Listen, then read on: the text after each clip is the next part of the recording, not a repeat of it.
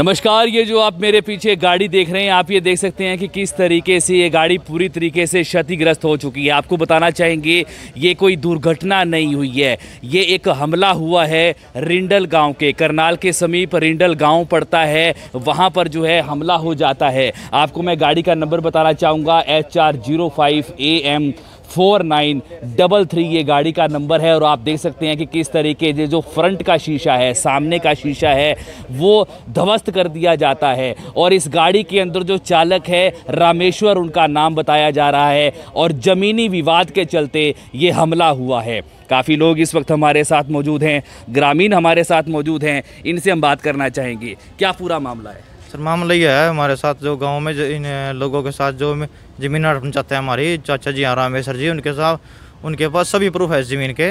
हमने कोर्ट में साबित भी कर दिया है, हमारे पास फैसले भी हैं, आगे भी आगे केस डाल रखा उसमें।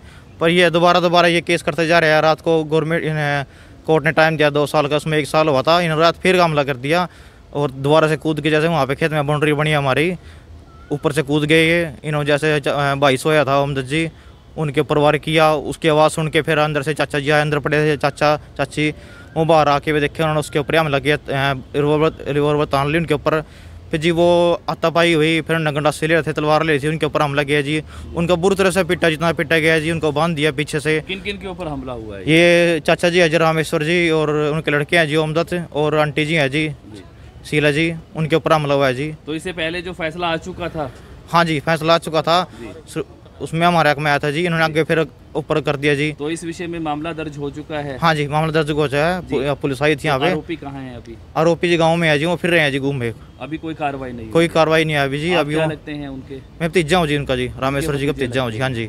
तो आप ये देख सकते हैं कि किस तरीके से जो मामला है वो कहीं ना कहीं दर्ज हो चुका है। और ये गाड़ी का नंबर मैं आपको दोबारा से दिखा देना चाहता हूँ, HR05 AM 4933 ये गाड़ी का नंबर है। लॉकडाउन आपके शहर में लगा हुआ है, लेकिन बावजूद इसके आप देख सकते हैं कि किस तरीके से एक ज़मीनी विवाद के चलते कल रात का ये मामला है, किस तरीके से एक जानलेवा हमला जो है वो देखने को मिला है।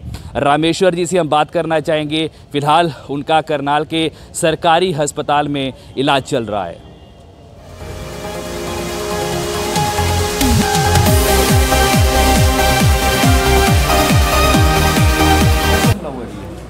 ये रात को सोते सोते हुआ है जी। हम तो हमला कर गया।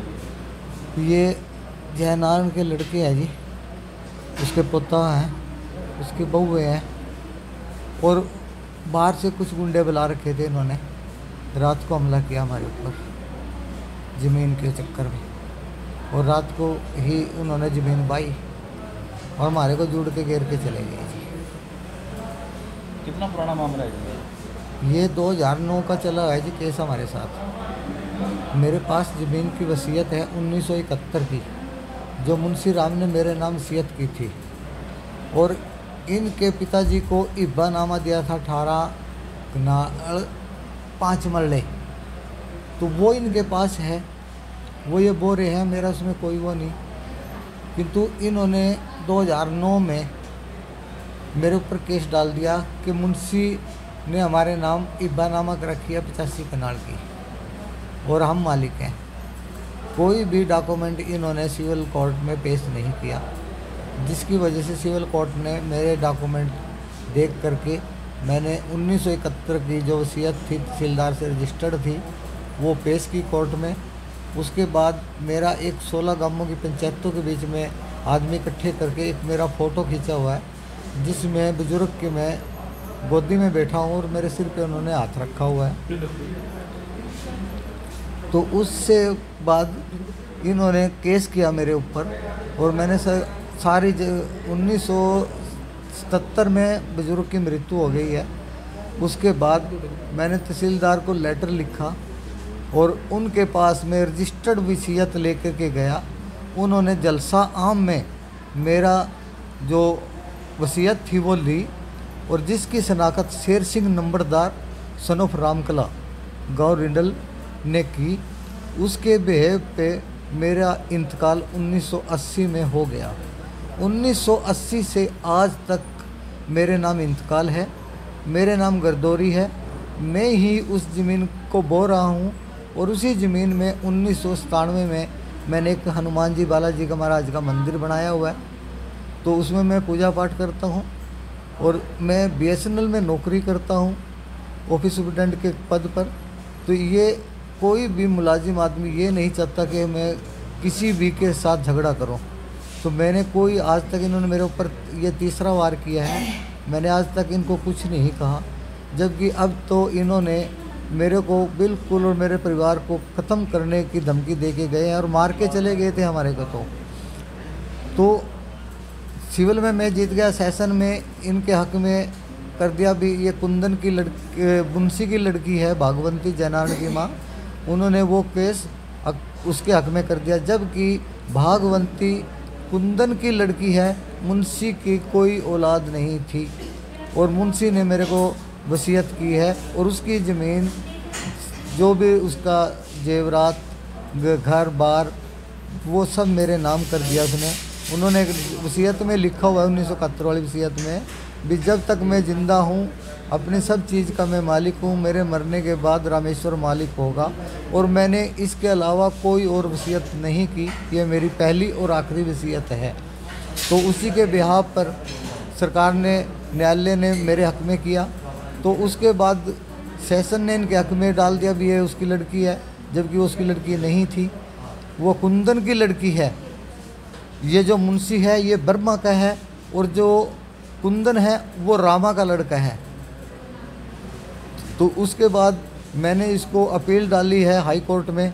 हाई कोर्ट ने मेरे जितने भी डॉक्यूमेंट्स थे वो सारे चेक करने के बाद उन्होंने कहा कि निचली कोर्ट ने ये गलत किया है, ये ऐसा नहीं होना चाहिए था, जबकि कागज़ों के आधार पर रामेश्वर ही मालिक है और जयनारायण ने कोई भी दस्तावेज पेश नहीं किया जो इसके ये कह सके कि ये मालिक है। जो ये हिब्बानामा पेश कर रहा है ये 18 कनाल 5 मरले का है, वो ये खुद बोल रहा है।